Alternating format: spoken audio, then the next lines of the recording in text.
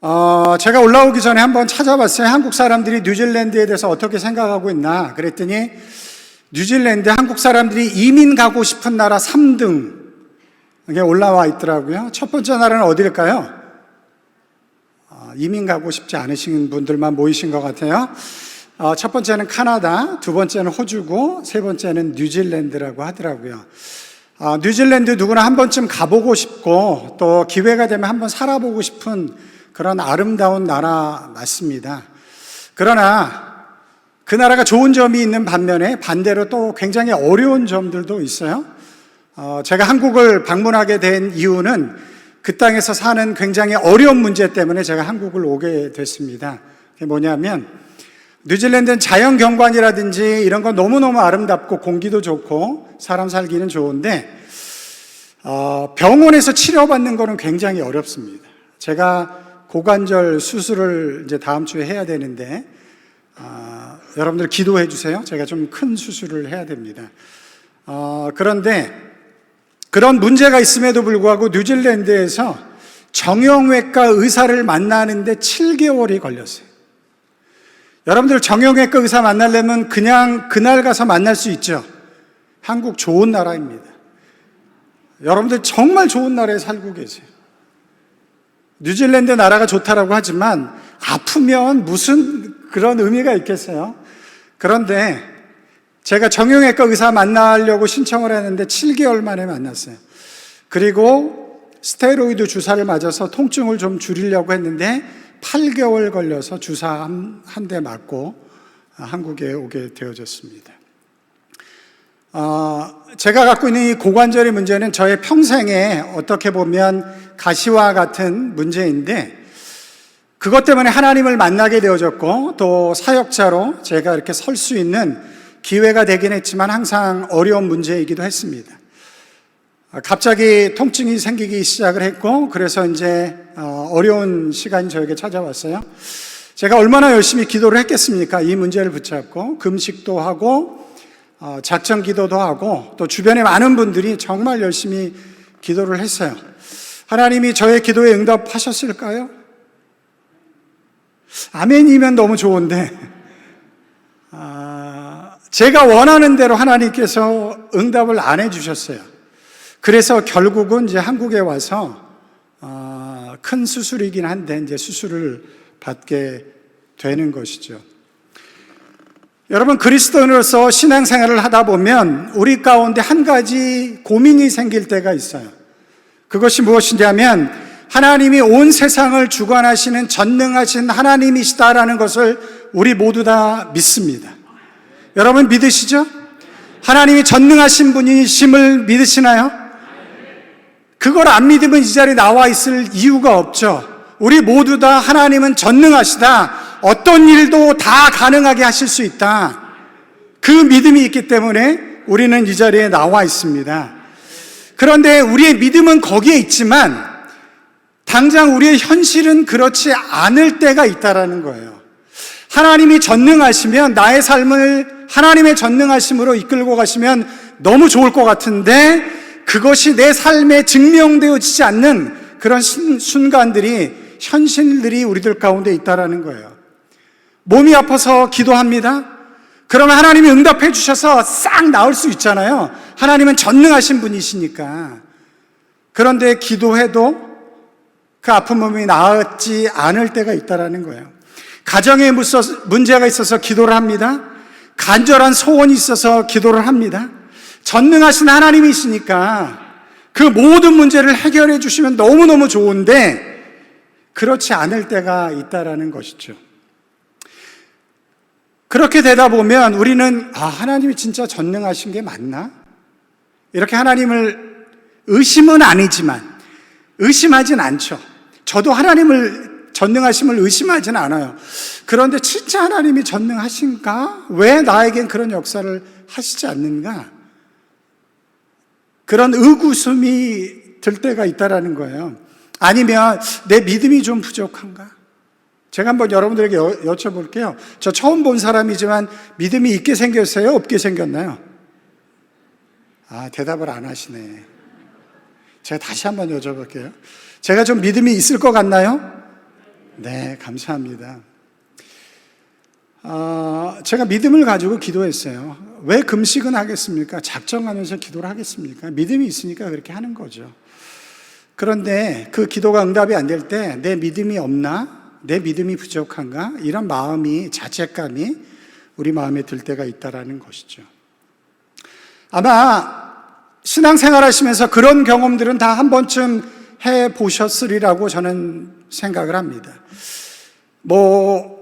문제는 다르지만, 다가오는 고난과 어려움의 경중은 다르지만, 그 문제를 가지고 정말 하나님 앞에 나와서 간절히 기도했는데, 전능하신 하나님을 믿고 기도했는데, 그 전능하신 하나님께서 내 기도에 응답하지 않으실 때 참 어렵죠. 고민이 되고 낙심되어지는 일들을 우리가 경험하게 되어집니다. 오늘 본문에도 그런 일들이 기록되어져 있어요. 동일한 고민이 기록되어져 있습니다. 초대교회 당시 이스라엘은 로마의 지배를 받고 있었습니다. 로마 정부는 헤롯이라는 분봉왕을 세워서 이스라엘을 다스리게 했습니다. 여러분, 여기부터 좀 이상하지 않나요? 이스라엘이 누구의 지배를 받고 있다고요? 로마의 지배를 받고 있어요. 여러분, 이스라엘은 어떤 나라인가요? 하나님이 선택한 나라입니다. 하나님이 선택한 백성들이 사는 나라예요. 그러면 자유를 누리며 형통하게 그 나라가 세워져야 될 거 아닙니까? 그런데 지금 누구의 지배를 받고 있다고요? 로마의 지배를 받고 있어요. 전능하신 하나님인데, 전능하신 하나님이 선택한 백성인데 이럴 수 없는 일이 지금 일어나고 있는 것이죠. 과연 전능하신 하나님은 어디 계신가? 그런 질문이 우리들 가운데 들 수밖에 없는. 헤롯은 이스라엘 사회의 안정을 위해서, 그 당시 사회가 유대교를 중심으로 구성되어져 있기 때문에 유대교와 갈등을 빚고 있는 신생교라고 할 수 있는 기독교 지도자를 잡아서 죽이려고 했습니다. 결국 예수님의 제자 중 한 명인 야고보를 잡아 처형하게 됩니다. 그랬더니 유대인들이 너무너무 기뻐하는 거예요. 자꾸 유대교가 기독교에 의해서 위협을 당하니까 헤롯이 기독교 지도자 한 명을 잡아다 죽인 거예요. 그랬더니 유대인들이 너무너무 기뻐하는 것입니다. 오늘 말씀 1절부터 3절에 기록되어져 있어요. 한번 제가 읽어보겠습니다.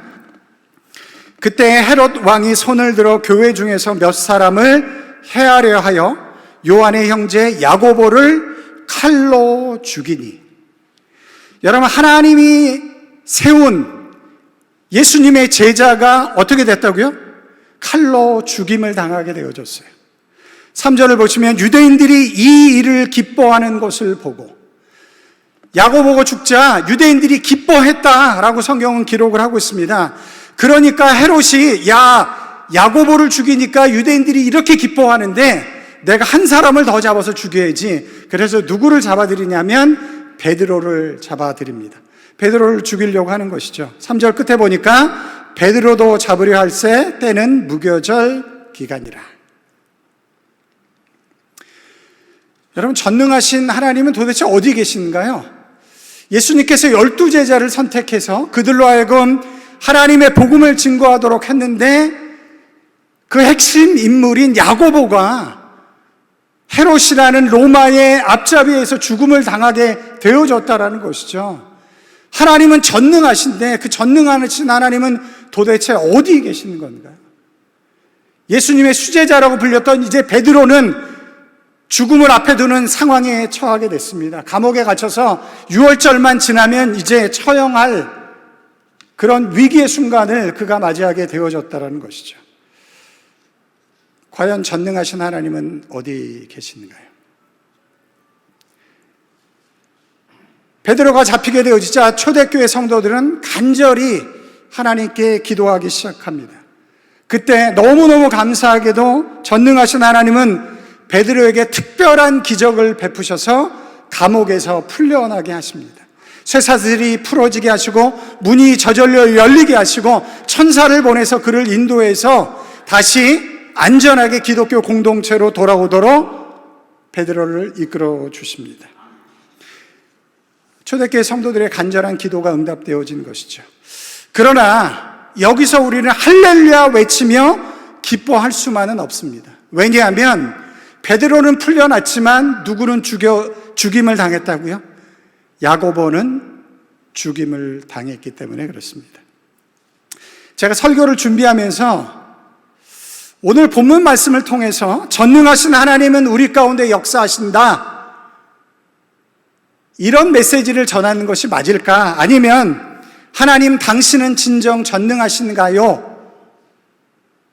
라는 메시지로 이 말씀을 전해야 하는가 사실 고민이 되어집니다. 왜 야고보는 죽고 베드로는 풀려나는가? 과연 전능하신 하나님이라고 한다면 베드로를 그렇게 풀려주신 것처럼 야고보도 보호해야만 하는 것이 아닌가? 더욱이 23절에 이런 말씀이 기록되어져 있어요. 12장 23절 말씀 제가 읽어보겠습니다. 헤롯이 영광을 하나님께로 돌리지 아니하므로 주의 사자가 곧 친히 벌레에게 먹혀 죽으니라. 여러분, 그렇게 정말 큰 권세를 가지고 야고보도 죽이고 베드로로 잡아들였던 그 헤롯이 교만한 모습을 계속 나타내자 하나님께서 그를 단순간에 쳐서 죽게 만드는 그런 일을 하나님께서 벌이십니다. 하나님은 전능하신 분이시니까 얼마든지 그런 일을 하실 수 있죠. 그런데 왜 야고보의 죽음 이전에 그런 일을 행하시지 않는가? 이런 능력이 있으신 분이라고 한다면, 이런 전능하심이 있다라고 한다면 더 먼저 야고보도 보호하시고 베드로도 잡히지 않게 하시고 그렇게 하심으로 하나님의 전능하심을 드러내신다고 한다면 하나님의 능력과 이름이 더 영광스럽게 퍼질 것 같은데 하나님은 그렇게 하지 않았다라는 것이죠. 그렇다고 한다면 오늘 우리 이 말씀을 과연 우리는 어떻게 이해해야만 하는가, 그것을 오늘 여러분들과 함께 나눠보려고 합니다. 오늘 본문을 이해하기 위해서 여러분들이 아셔야 될 핵심 구절이 있는데 24절 말씀입니다. 우리 다 같이 한번 찾아보실래요? 사도행전 12장 24절 말씀입니다. 우리 다 같이 한번 읽어볼까요? 시작. 하나님의 말씀은 흥왕하여 더하더라. 우리 다시 한번 읽어볼게요. 시작. 하나님의 말씀은 흥왕하여 더하더라.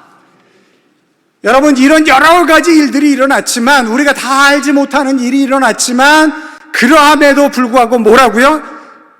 이 말씀의 결론은 무엇이냐면 하나님의 말씀은 흥하여 더하더라. 이게 이 말씀의 결론이에요. 오늘 본문을 이해하는데 이 말씀이 어떤 역할을 하고 있는가, 제가 두 가지를 여러분들에게 알려드리려고 합니다. 첫 번째, 하나님은 하나님의 일을 이루심에 전능하십니다. 자, 잘 들어보세요. 하나님은 하나님의 일을 이루심에 전능하십니다. 믿으시나요? 그렇기 때문에 여러분들이 이 자리에 나온 거죠. 그렇기 때문에 저는 목사가 된 거예요. 하나님은 하나님의 일을 이루심에 전능하십니다. 그 어떤 제한도 받지 않으십니다. 야고보가 헤롯에 의해서 죽임을 당하고 베드로가 감옥에 갇혔다 풀려나기는 하지만, 그러나 결론은 여전히 하나님의 말씀은 흥하여 더하여 졌다라는 것, 그것이 성경이 우리들 가운데 말씀하고 싶은 메시지인 것이에요. 하나님은 하나님의 일을 행하심에 전능하시다. 한번 따라해 보실래요? 하나님은 하나님의 일을 행하심에 전능하시다. 믿으시나요? 여러분, 그 믿음이 흔들리면 안 돼요. 하나님은 하나님의 일을 행하심에 전능하신 분이십니다. 그 믿음이 흔들리면 안 돼요. 로마의 통치 아래서 생겨난 초대교회는 수없이 많은 핍박을 받았습니다. 그러나 그 모진 핍박 속에서도 하나님의 말씀은 여전히 흥왕하였고 하나님의 나라는 크게 확장되었습니다. 핍박이 오기 때문에 하나님의 전능하심이 제한되어진 것이 아니고 그 이유를 우리가 다 알진 못하지만 그런 한계가 하나님의 교회에 왔지만 그러함에도 불구하고 하나님은 하나님의 일을 행하심에 전능하시다라는 것이에요. 공산당이 중국 정권을 잡은 이후 모든 선교사들을 중국이 추방하였습니다. 교회에 대한 대단한 핍박을 가했죠. 기독교인과 교회가 완전히 사라지는 것이 아닐까 우리는 그렇게 염려를 했습니다. 전능하신 하나님은 도대체 뭘 하고 계신가 우리는 그렇게 염려했죠. 그러나 현실은 그렇지 않았습니다. 하나님의 말씀은 여전히 흥왕했습니다. 2030년이 되면 중국 기독교인이 약 3억 명 정도 될 것이다 라고 그렇게 선교학자들은 추측하고 있어요. 우리에게 있는 어떤 어려움도 어떤 부족함도 어떤 핍박도 하나님의 일하심을 결코 제한할 수 없습니다. 여러분들이 오늘 이 메시지를 갖고 가셔야 돼요. 우리에게 어떤 어려움이 있고 어떤 부족함이 있고 어떤 한계가 있고 어떤 핍박이 있다 할지라도 하나님은 하나님의 일을 행하심에 결코 부족함이 없다라는 거예요. 전능하시다라는 거예요. 그 믿음을 가지고 가시기 바랍니다. 로마서 8장 38절 39절에 이렇게 기록되어져 있어요. 내가 확신하노니 사망이나 생명이나 천사들이나 권세자들이나 현재일이나 장래일이나 능력이나 높음이나 깊음이나 다른 어떤 피조물이라도 우리를 우리 주 그리스도 예수 안에 있는 하나님의 사랑에서 끊을 수 없으리라. 여러분, 하나님의 사랑에서 여러분을 끊어낼 수 있는 것은 아무것도 없습니다. 그 어떤 것도 하나님의 일하심 속에 여러분과 하나님의 관계를 끊어버릴 수 있는 것은 없다라는 거예요. 하나님은 그렇게 전능하십니다. 우리가 그 믿음을 갖고 있어도 해결되어지지 않는 문제가 하나가 있어요. 하나님은 그렇게 전능하신데 왜 우리의 삶의 문제는 해결되지 않나요? 라는 질문이 우리 마음 가운데 생기게 되어집니다. 그 질문에 답을 주기 위해서 제가 여러분들에게 한 가지 질문을 해볼게요. 여러분, 하나님의 일, 하나님의 역사, 제가 계속 지금 이야기했죠. 하나님은 하나님의 일을 행하심에 전능하십니다. 그럼 도대체 하나님의 일, 하나님의 역사는 무엇인가요? 하나님의 일, 하나님의 역사. 우리는 하나님의 일하심, 하나님의 역사를 이야기하면서 무의식적으로 우리들의 삶의 문제를 해결해 주는 것을 하나님의 일하심, 하나님의 역사로 생각을 합니다. 병에서 치유함을 받고 가정이 회복되어지고 사업이 잘 되고 아이들이 성공하고 소원하며 기도하는 모든 것들이 이루어지는 것, 그것을 하나님의 일하심, 하나님의 역사로 우리는 생각한다라는 것이죠. 여러분, 이것이 하나님의 일하심 맞나요? 하나님의 역사 맞나요? 제가 이렇게 여쭤보면 이제 부담스러워 하시는데, 하나님의 일하심 맞습니다. 하나님의 역사 맞습니다. 하나님이 역사하셔서 우리의 병도 고쳐주시고 우리의 가정이 화목해지기도 하고 사업도 잘 되고 아이들도 성공적으로 잘 자라나는 것이죠. 그러나 하나님의 일하심과 하나님의 역사가 이것이 맞지만, 그러나 그것만이 하나님의 일하심의 본질이 아니라는 거예요. 어찌 보면 하나님의 일하심과 하나님의 역사의 핵심이 거기에 있지 않을 수도 있다라는 것이에요.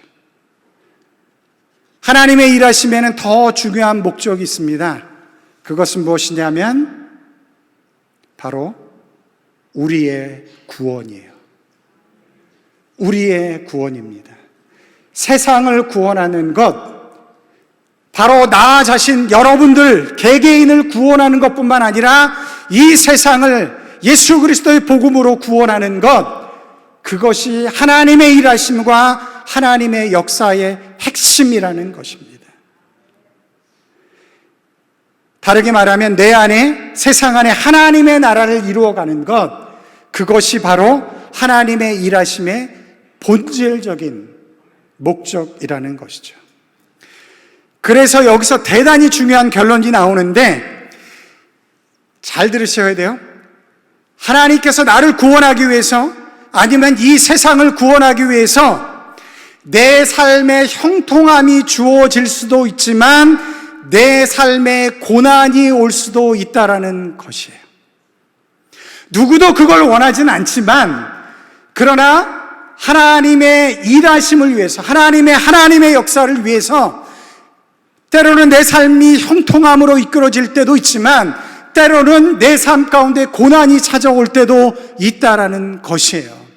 내 삶에 고난이 찾아오기 때문에 하나님이 전능하지 않으신 분이 아니고, 내 삶이 여전히 고난 가운데 있기 때문에 내 믿음이 연약한 것이 아니고, 때로는 하나님께서 나를 구원하기 위해서, 아니면 우리 가정을 구원하기 위해서, 아니면 우리 공동체 안에 하나님의 나라를 이루기 위해서 형통함을 주실 때도 있지만 때로는 우리들 가운데 고난을 주실 때도 있다. 하나님의 일하심이 내가 잘 먹고 잘 살고 건강하고 아이들이 잘 되는 것에만 하나님의 일하심이 있는 게 아니고, 그것도 하나님의 일하심이지만, 그러나 하나님의 일하심의 본질은, 핵심은 우리를 하나님의 자녀로 삼으시고자 하나님의 구원을 경험하게 하기 위해서 하나님이 일하고 계시기 때문에, 그 일을 이루기 위해서 형통함이 올 때도 있지만 때로는 고난이 필요한 사람들에게 고난이 올 수도 있다라는 것이에요. 야고보서 5장 13절에 이런 말씀이 있습니다. 너희 중에 고난은 당하는 자가 있느냐? 그는 기도할 것이요 즐거워하는 자가 있느냐? 그는 찬송할지니라. 성경은 고난은 다 배제하고 형통함만 하나님의 약속이고 축복이다라고 담지 않습니다. 고난을 통해서도 얼마든지 하나님의 축복과 은혜가 주어질 수 있다라고 성경은 이야기를 하고 있어요. 그래서 하나님의 백성 안에 우리 모두 다 고난이 오는 걸 원하지 않지만, 그러나 하나님의 일하심을 위해서, 하나님의 역사를 위해서 때로는 우리들 가운데 고난이 찾아오기도 한다라는 것이죠. 그래서 교회 안에서 형통함과 고난이 동시에 존재할 수 있다라는 것이죠. 자, 오늘 본문으로 돌아오면 제가 나눈 말씀 기억하시기 바랍니다. 하나님은 하나님의 일을 행하심에 전능하십니다. 믿으시나요? 이 파남교회 아멘 수준에 못 미치는 것 같아요. 이 담임 목사님이 안 하시니까 그 정도가 안 나오는 것 같아요. 제가 영역이 좀 작아서. 조금 더 큰 목소리로. 하나님은 하나님의 일을 이루심에 전능하십니다. 네, 그 믿음을 가지셔야 돼요. 이건 절대로 흔들리셔야만 안 됩니다. 절대로 흔들리시면 안 돼요. 제가 두 번째 뭘 말씀드렸냐면, 그럼 하나님의 일하심은 뭐냐?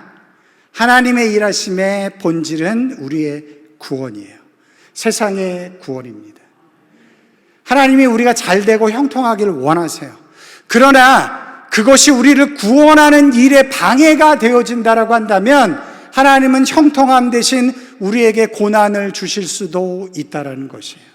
우리가 고난을 원하지는 않지만, 왜 그러냐면 형통함만이 하나님의 일하심의 목적이 아니고, 하나님의 역사의 목적이 아니고, 우리를 구원하기 위해서 어떻게 해서든지 때로는 형통함으로 인도하셔서, 아니면 고난 가운데 두셔서 우리를 구원하기 위해서. 그래서 여러분들이 착각하시면 안 돼요. 뭘 착각하시면 안 되냐면, 여러분 일이 잘 풀리지도 않고 몸이 아프고 가정에 우환이 많을 때, 물론 잘 보셔야 돼요. 영적으로 잘 보셔야 됩니다. 내가 하나님 앞에 올바로 서지 못한 부분이 있다라고 한다면 회개하고 돌이키고 주님 안으로 돌아오셔야 합니다. 근데 그러함에도 불구하고 내가 정말 주님 앞에 진심을 다해서 나아가서 기도하고 있음에도 불구하고 여전히 그 문제가 해결되어지지 않을 때, 하나님의 특별한 다른 뜻이 있나 보다. 하나님의 전능하심을 의심할 것이 아니고, 하나님께서 나에게 구원을 이루기 위해서, 아니면 우리 가정에 어떤 역사를 이루기 위해서 특별한 일을 행하시고 계시구나. 그렇게 우리는 생각할 수 있다는 것이죠. 여러분, 야고보는 죽임을 당했잖아요. 하나님의 일을 하다가 조금 일찍 더 이 땅을 떠나서 하나님의 나라에 간 것입니다. 축복인가요? 아니면 불행인가요? 축복이죠. 야고보가 예수님의 제자로서 부름을 받아서 하나님의 일을 하다가 다른 사람들보다 조금 일찍 천국에 갔어요. 그가 그토록 원하던 예수님을 만나러 그곳에 갔다라 간다면 그게 은혜고 축복인 것이죠.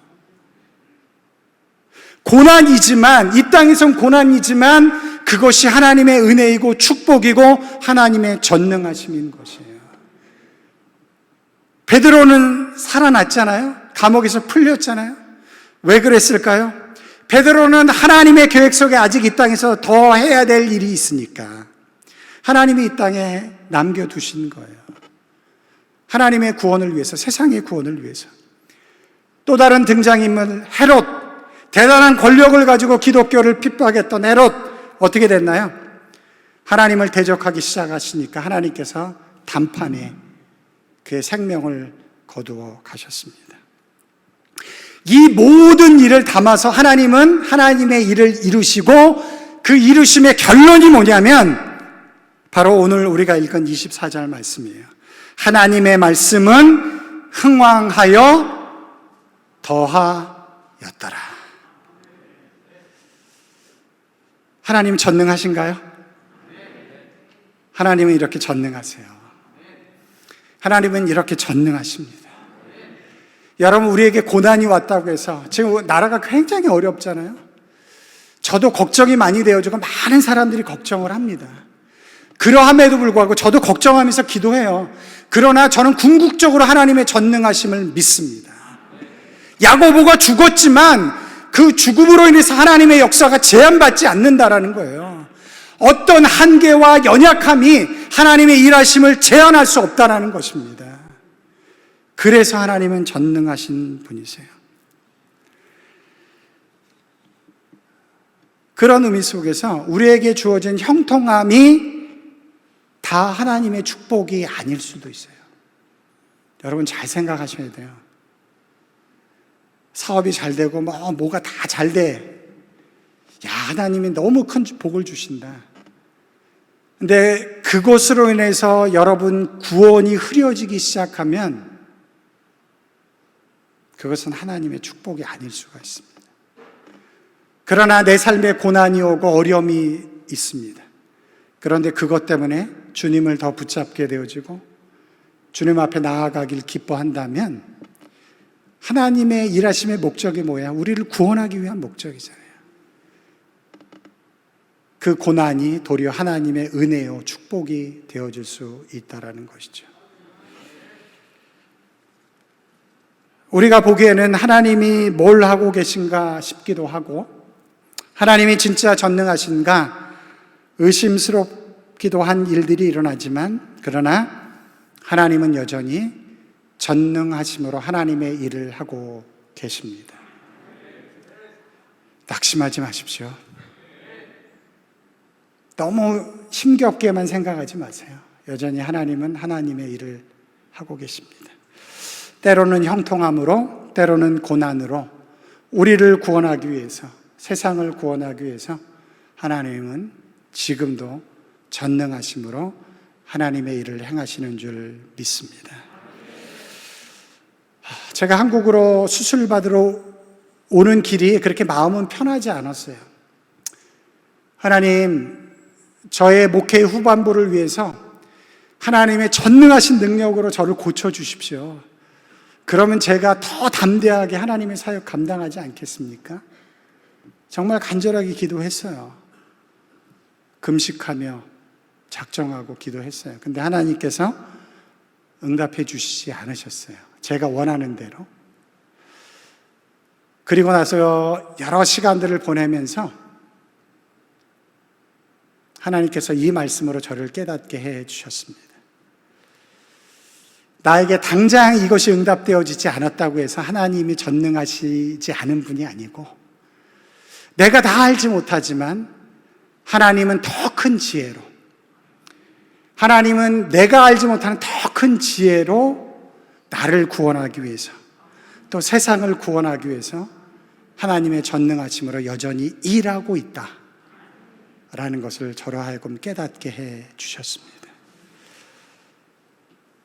올 한 해를 보내면서 여러분들 가운데 형통한 날들도 있었을 것이고 아마 어려운 시간들도 있었을 것입니다. 어려운 시간 하나님이 안 계셨던 게 아니에요. 하나님이 여러분을 떠난 것이 아닙니다. 버리신 것이 아니에요. 하나님이 여러분을 사랑하기 때문에 하나님의 백성으로 더 견고하게 세우기 위해서, 구원을 이루기 위해서 하나님의 전능하심으로 여기까지 이끌고 오신 줄 믿습니다. 2023년도 어떤 상황 속에서도 하나님은 전능하시다. 한번 따라해 보실래요? 어떤 상황 속에서도 하나님은 전능하시다. 이 믿음으로 한 해 승리하시는 여러분들이 되시길 주님의 이름으로 축원합니다. 우리 한번 기도할까요? 기도하실